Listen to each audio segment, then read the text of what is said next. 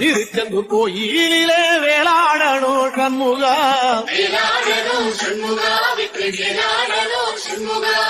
இல்லை ஆண்டான் பிள்ளை என வரம் கொடுக்கணும் சண்முகா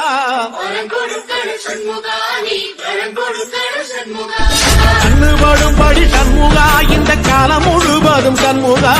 உன்ன நினைக்கிற சண்முகா நல்ல செல்வம் பொழிக்கணும் சண்முகா சொன்ன வரங்களை அள்ளி கொடுக்கிற கொடைபடி